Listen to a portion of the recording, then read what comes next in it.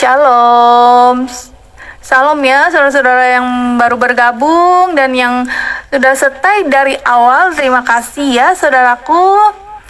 Ya, Yesaya pasal 11, Raja Damai yang akan datang. Suatu tunas akan keluar dari tunggul Isai, dan taruk yang akan tumbuh dari pangkalnya akan berbuah. Roh Tuhan akan ada padanya, roh hikmat dan pengertian, roh nasihat dan keperkasaan, roh pengenalan dan takut akan Tuhan. Ya, kesenangannya ialah takut akan Tuhan. Ia tidak akan menghakimi dengan sekilas pandang saja atau menjatuhkan keputusan menurut kata orang, tetapi ia akan menghakimi orang-orang lemah dengan keadilan dan akan menjatuhkan keputusan terhadap orang-orang yang tertindas di negeri dengan kejujuran. Ia akan menghajar bumi dengan perkataannya seperti dengan tongkat, dan dengan nafas mulutnya ia akan membunuh orang fasik. Ia tidak akan menyimpang dari kebenaran dan kesetiaan. Seperti ikat pinggang, tetap terikat pada pinggang. Serigala akan tinggal bersama domba, dan macan tutul akan berbaring di samping kambing. Anak lembu dan anak singa akan makan rumput bersama-sama, dan seorang anak kecil akan menggiringnya. Lembu dan beruang akan sama-sama makan rumput, dan anaknya akan sama-sama berbaring. Sedang singa akan makan jerami seperti lembu. Anak yang menyusu akan bermain-main dekat liang ular tedung. Dan anak yang cerai susu akan mengulurkan tangannya ke sarang ular beludak. Tidak ada yang akan berbuat jahat atau yang berlaku busuk di seluruh gunungku yang kudus.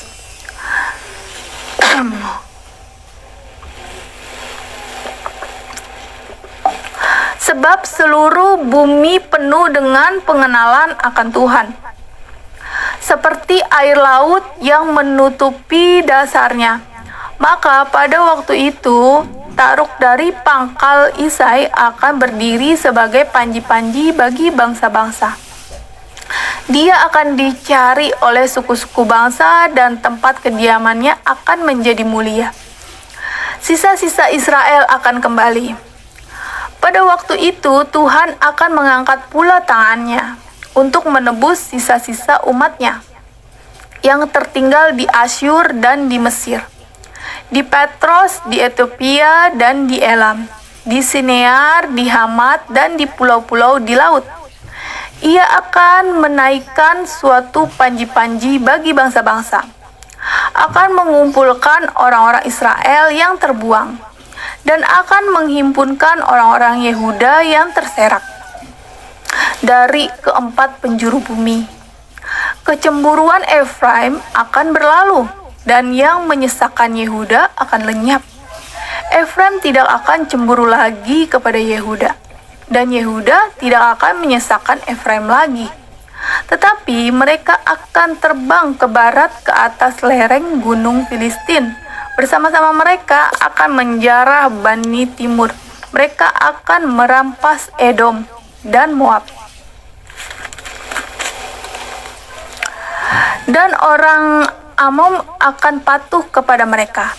Tuhan akan mengeringkan Teluk Mesir dengan nafasnya yang menghanguskan, serta mengacungkan tangannya terhadap sungai Efrat, dan memukulnya pecah menjadi 7 batang air, sehingga orang dapat melaluinya dengan berkasut. Maka akan ada jalan raya bagi sisa-sisa umatnya yang tertinggal di Asyur, seperti yang telah ada untuk Israel dahulu pada waktu mereka keluar dari Mesir. Yesaya pasal 12, perikopnya nyanyian syukur atas keselamatan. Pada waktu itu engkau akan berkata, aku mau bersyukur kepadamu ya Tuhan, karena sungguh pun engkau telah murka terhadap aku, tetapi murkamu telah surut dan engkau menghibur aku. Sungguh Allah itu keselamatanku, Aku percaya dengan tidak gemetar, sebab Tuhan Allah itu kekuatanku dan mazmurku. Ia telah menjadi keselamatanku. Maka kamu akan menimba air dengan kegirangan dari mata air keselamatan. Pada waktu itu kamu akan berkata, bersyukurlah kepada Tuhan, panggillah namanya, beritahukanlah perbuatannya di antara bangsa-bangsa. Masyurkanlah bahwa namanya tinggi luhur. Bermazmurlah bagi Tuhan, sebab perbuatannya mulia. Baiklah, hal ini diketahui di seluruh bumi. Berserulah dan bersorak-sorailah, hai penduduk Sion, sebab Yang Maha Kudus Allah Israel agung di tengah-tengahmu. Yesaya pasal 13. Hukuman terhadap bangsa-bangsa. Perikopnya ucapan ilahi terhadap Babel. Ucapan ilahi terhadap Babel yang dinyatakan kepada Yesaya bin Amos. Naikkanlah panji-panji di atas gunung yang gundul. Berserulah terhadap mereka dengan suara nyaring. Lambaikanlah tangan supaya mereka masuk ke pintu-pintu gerbang para bangsawan. Aku ini telah memerintahkan orang-orang yang kukuduskan, telah memanggil orang-orang perkasaku untuk melaksanakan hukuman murkaku. Orang-orangku yang ria-ria dan bangga, ada suara keramaian di atas gunung-gunung, seperti suara kumpulan orang yang besar jumlahnya, suara kegaduhan dari kerajaan-kerajaan dan bangsa-bangsa yang berkumpul. Tuhan semesta alam sedang memeriksa pasukan perang. Mereka datang dari negeri yang jauh, ya dari ujung langit, yaitu Tuhan, serta yang melaksanakan amarahnya untuk merusakkan seluruh bumi. Merataplah, sebab hari Tuhan sudah dekat datangnya sebagai pemusnahan dari Yang Maha Kuasa. Sebab itu semua tangan akan menjadi lemah lesu. Setiap hati manusia akan menjadi tawar, dan mereka akan terkejut. Sakit mulas dan sakit beranak akan menyerang mereka. Mereka akan menggeliat kesakitan seperti perempuan yang melahirkan. Mereka akan berpandang-pandangan dengan tercengang-cengang. Muka mereka seperti orang yang demam. Sungguh, hari Tuhan datang dengan kebengisan, dengan gemas dan dengan murka yang menyala-nyala, untuk membuat bumi menjadi sunyi sepi dan untuk memusnahkan daripadanya orang-orang yang berdosa. Sebab bintang-bintang dan gugusan-gugusannya di langit tidak akan memancarkan cahayanya. Matahari akan menjadi gelap pada waktu terbit, dan bulan tidak akan memancarkan sinarnya. Kepada dunia akan kubalaskan kejahatan, dan kepada orang-orang fasik kesalahan mereka. Kesombongan orang-orang pemberani akan kuhentikan, dan kecongkakan orang-orang yang gagah akan kupatahkan. Aku akan membuat orang lebih jarang daripada emas tua, dan manusia lebih jarang daripada emas Ofir. Sebab itu, aku akan membuat langit gemetar, dan bumi pun akan bergoncang dan dari tempatnya. Pada waktu amarah Tuhan semesta alam dan pada hari murkanya yang menyala-nyala, seperti kijang yang dikejar-kejar dan seperti domba yang tidak digembalakan, demikianlah mereka akan berpaling, masing-masing kepada bangsanya dan melarikan diri masing-masing ke negerinya. Setiap orang yang didapati akan ditikam, dan setiap orang yang tertangkap akan rebah mati oleh pedang. Bayi-bayi mereka akan diremukkan di depan mata mereka. Rumah-rumah mereka akan dirampoki, dan istri-istri mereka akan ditiduri. Lihat, Aku menggerakkan orang Madai melawan mereka. Orang-orang yang tidak menghiraukan perak dan tidak suka kepada emas. Panah-panah mereka akan menembus orang-orang muda.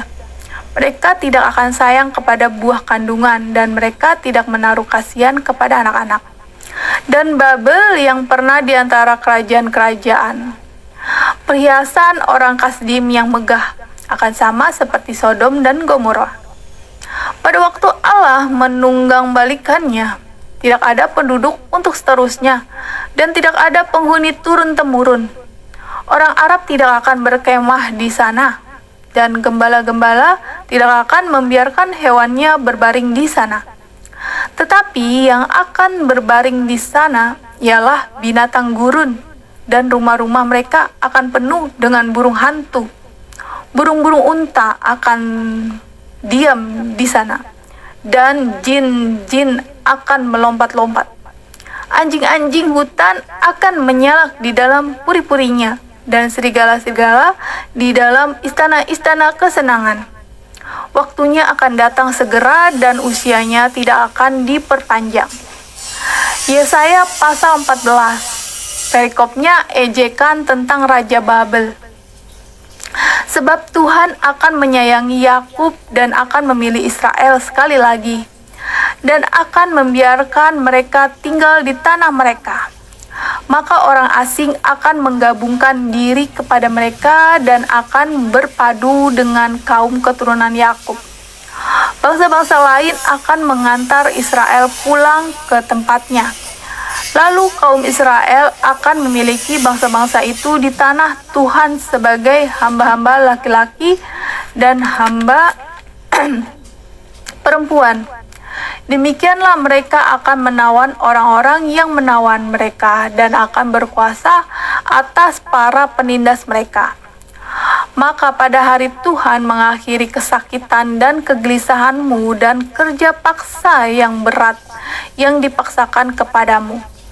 Maka engkau akan memperdengarkan ejekan ini tentang Raja Babel dan berkata, wah, sudah berakhir si penindas, sudah berakhir orang melalim. Tuhan telah mematahkan tongkat orang-orang fasik.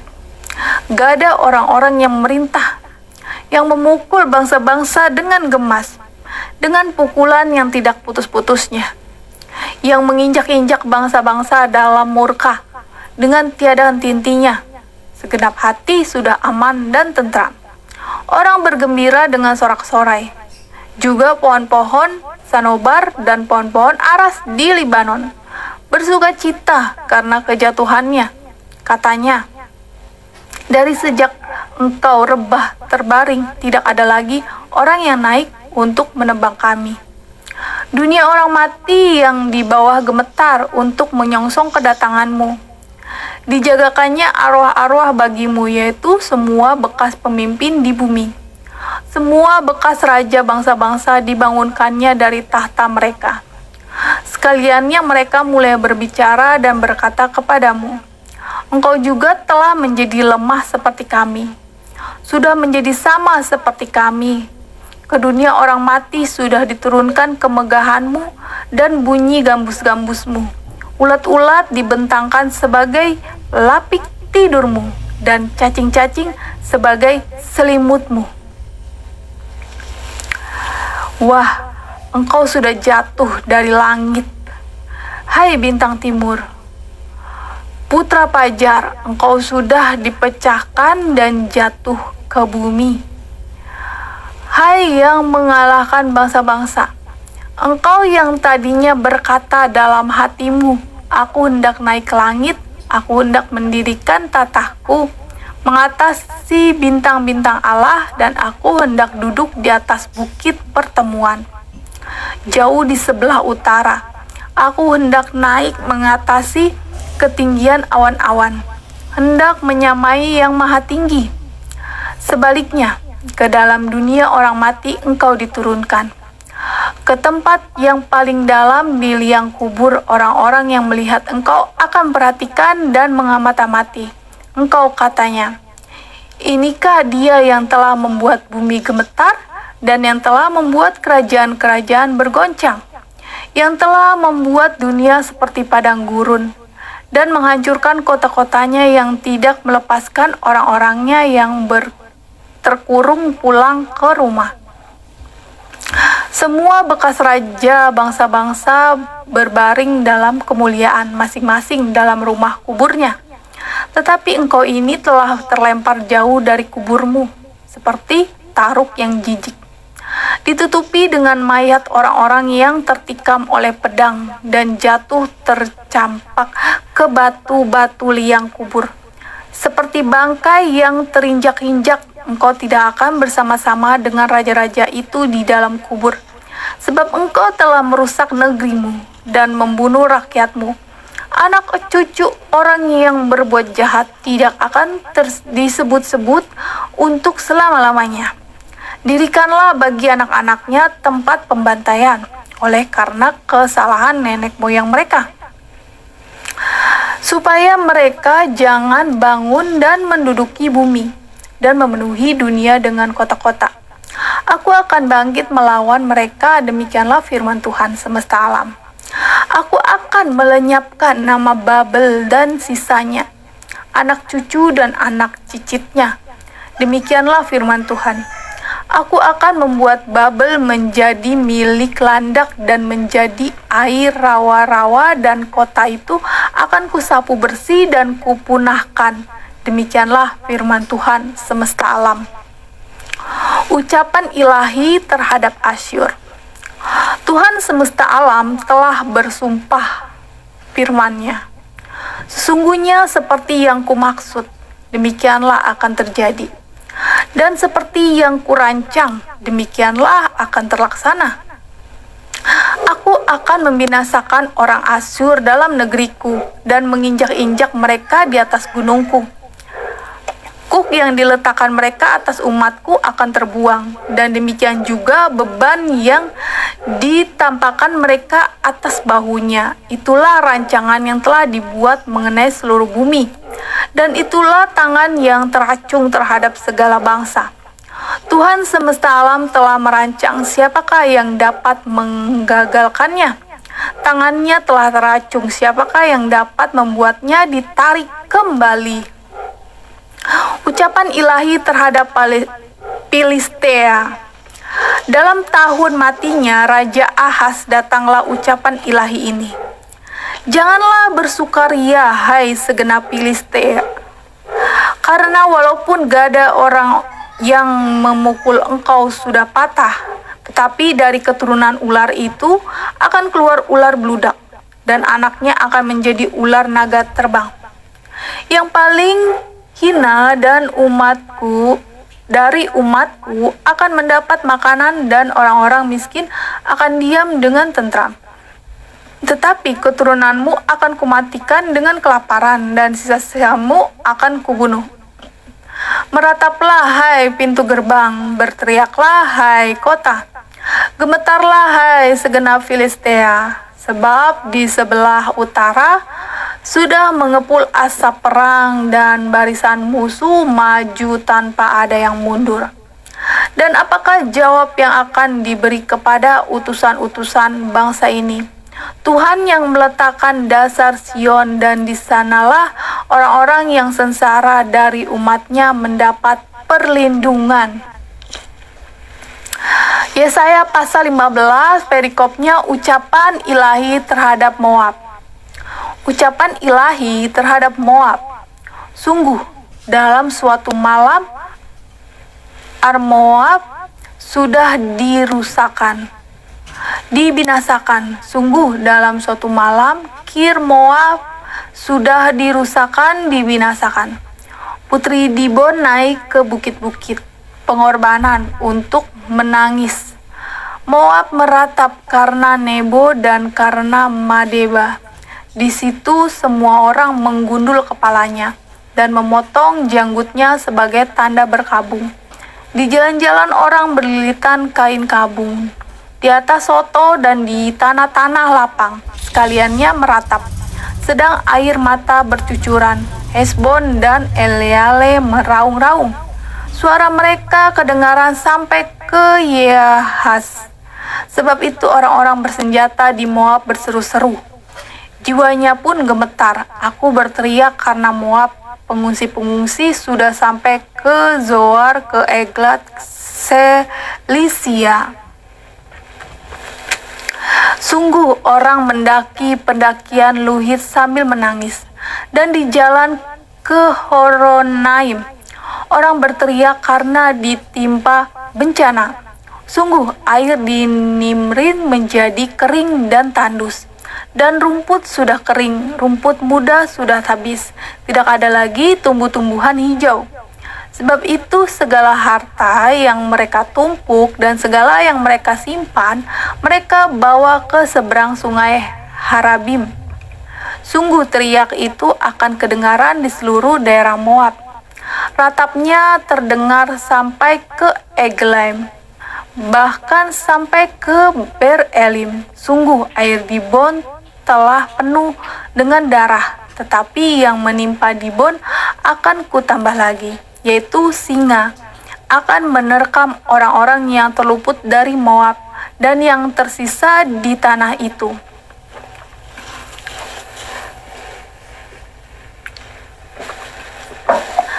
Yesaya pasal 16.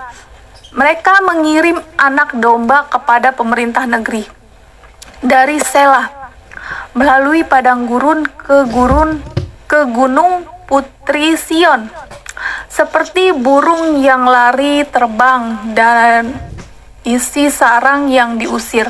Demikianlah anak-anak perempuan Moab di tempat-tempat penyeberangan sungai Arnon. Berilah nasihat, pertahankanlah hak, jadilah naungan yang teduh di waktu rembang tengah hari. Sembunyikanlah orang-orang yang terbuang, janganlah hianati orang-orang pelarian.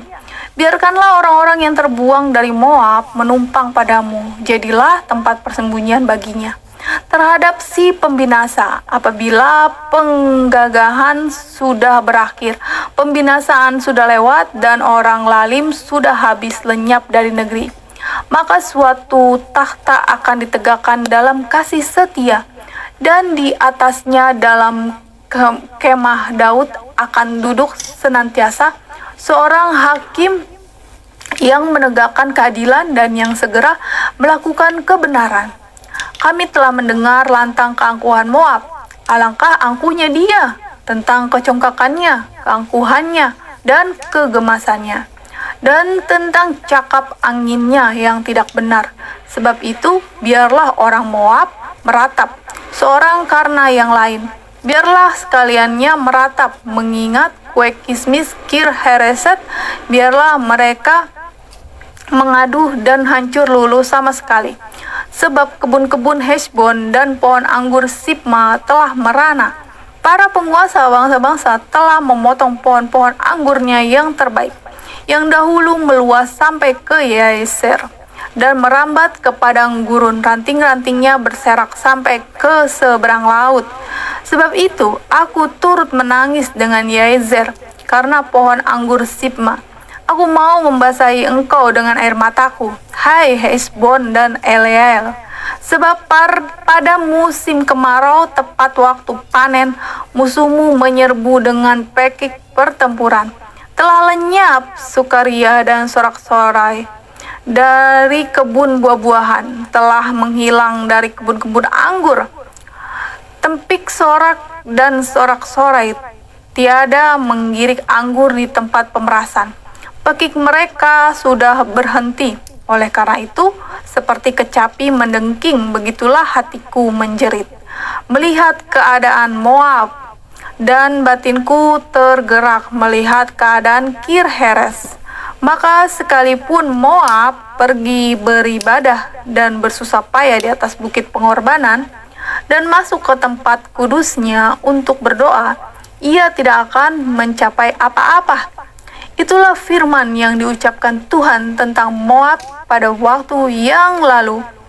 Maka sekarang Tuhan berfirman, dalam 3 tahun menurut masa kerja prajurit upahan, maka kemuliaan Moab serta dengan keramaiannya yang besar akan menjadi kehinaan, dan orang yang tertinggal akan sangat sedikit dan tiada berkuasa.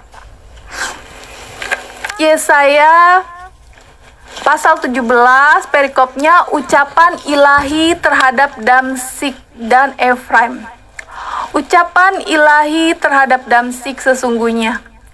Damsyik tidak akan tetap sebagai kota. Nanti menjadi suatu timbunan reruntuhan.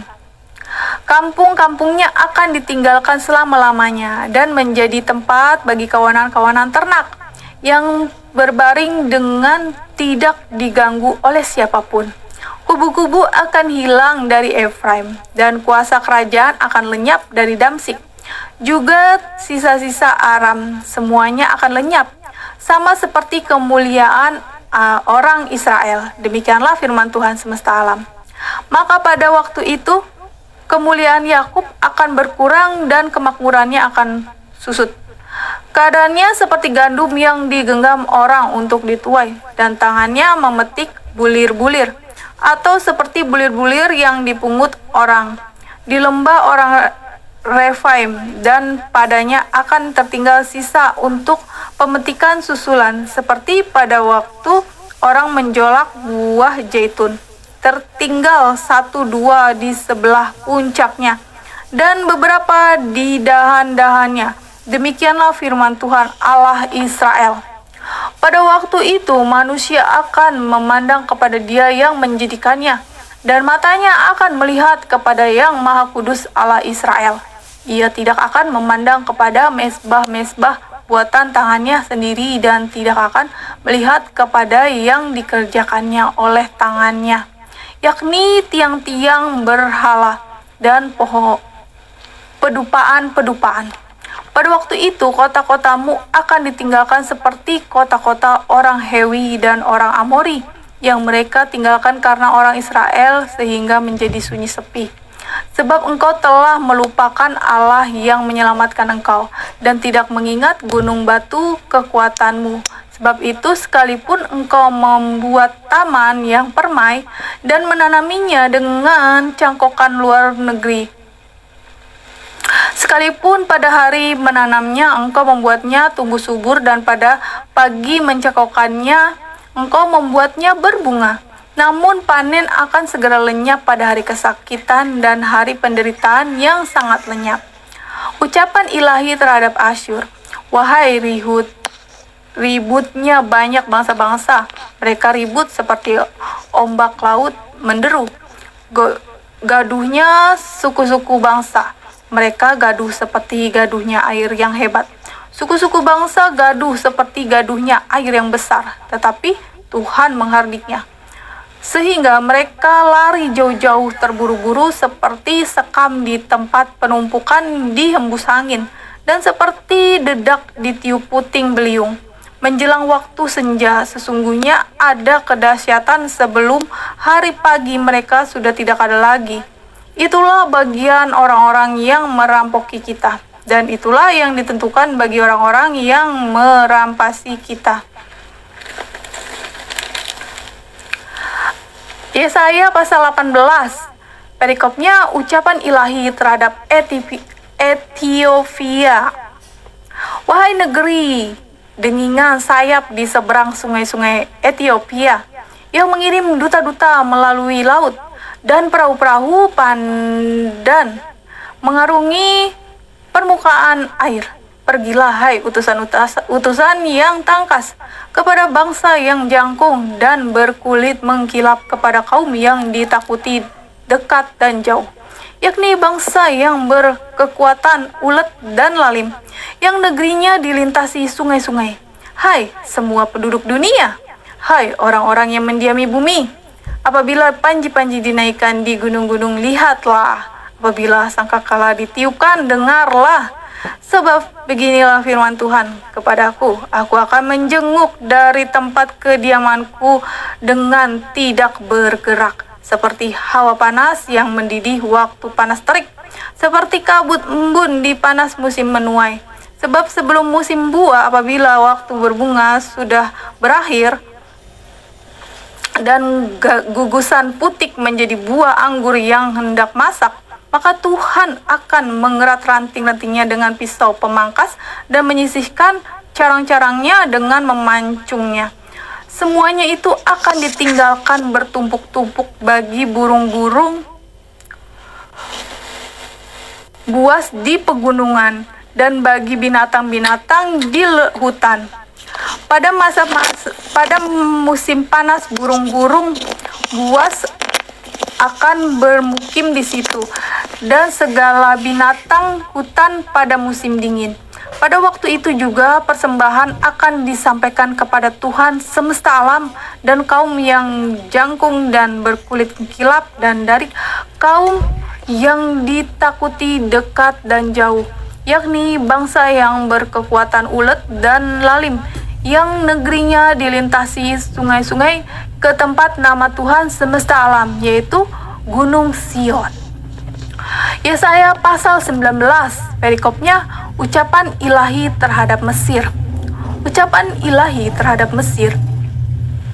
Lihat, Tuhan mengendarai awan yang cepat dan datang ke Mesir, maka berhala-berhala Mesir gemetar di hadapannya, dan hati orang Mesir merana hancur dalam diri mereka.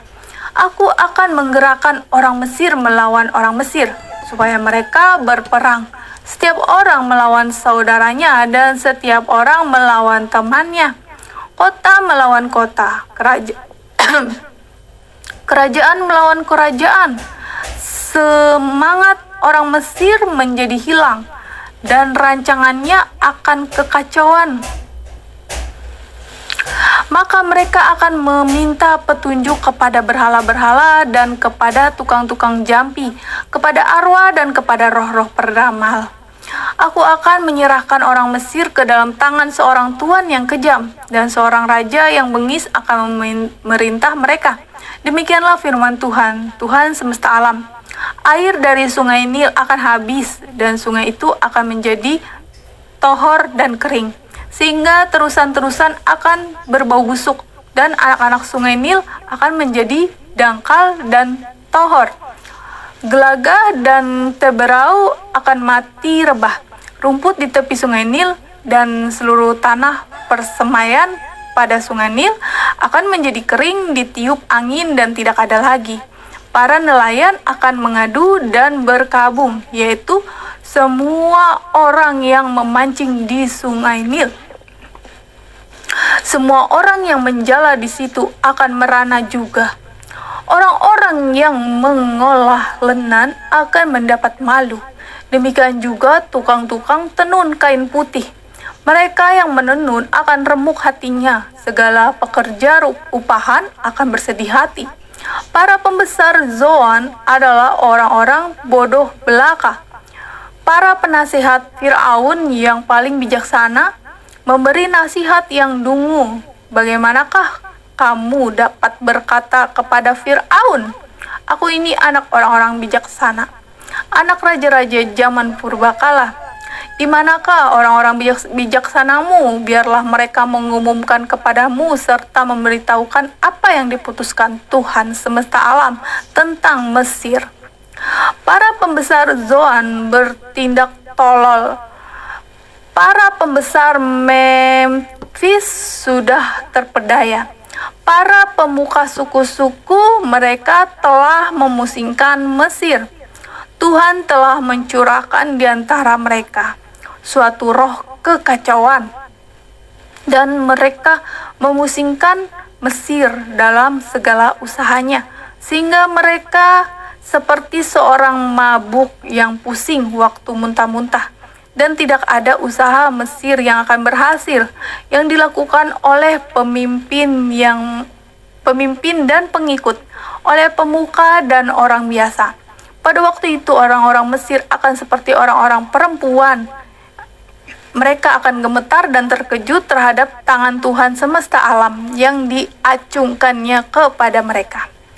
Maka tanah Yehuda akan menimbulkan kegemparan di antara orang Mesir, dan siapapun yang teringat kepadanya akan terkejut mendengar keputusan Tuhan semesta alam yang diambilnya mengenai mereka.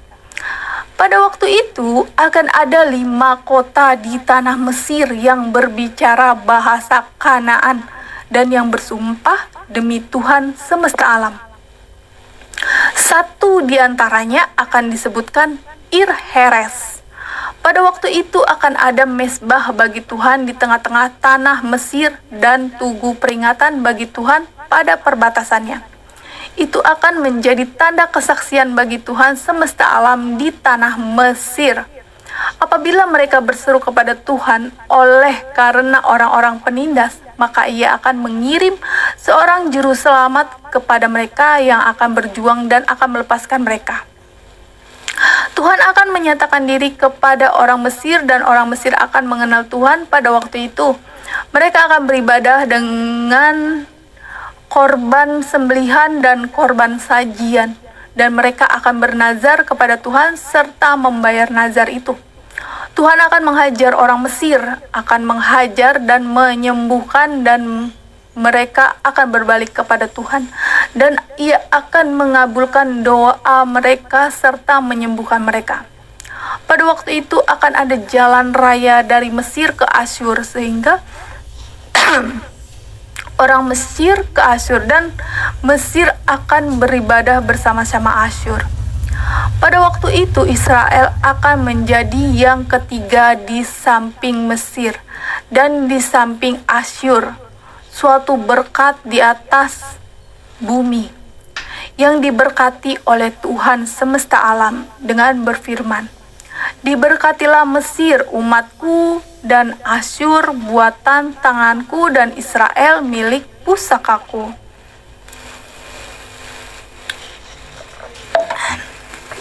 Yesaya pasal 20, perikopnya ucapan ilahi terhadap Mesir dan Ethiopia. Pada tahun ketika panglima yang dikirim oleh Sargon Raja Asyur tiba di Asdod, lalu memerangi dan merebutnya. Pada waktu itu berfirmanlah Tuhan melalui Yesaya bin Amos. Firman-Nya, "Pergilah dan bukalah kain kabung dari pinggangmu dan tanggalkanlah kasut dari kakimu." Lalu ia pun berbuat demikian, maka berjalanlah ia telanjang dan tidak berkasut. Berfirmanlah Tuhan, "Seperti hambaku Yesaya berjalan telanjang dan tidak berkasut 3 tahun lamanya sebagai tanda dan alamat terhadap Mesir dan terhadap Ethiopia. Demikianlah Raja Asyur akan menggiring orang Mesir sebagai tawanan dan orang Ethiopia sebagai buangan tua dan muda, telanjang dan tidak berkasut, dengan pantatnya kelihatan seperti penghinaan bagi Mesir. Maka orang akan terkejut dan malu karena Ethiopia, pokok pengharapan mereka, dan karena Mesir kebanggaan mereka. Dan penduduk tanah pesisir ini akan berkata pada waktu itu, "Lihatlah, beginilah nasib orang-orang yang kami harapkan. Kepada siapa kami melarikan diri, minta pertolongan supaya diselamatkan dari Raja Asyur? Bagaimana mungkin kami terluput?"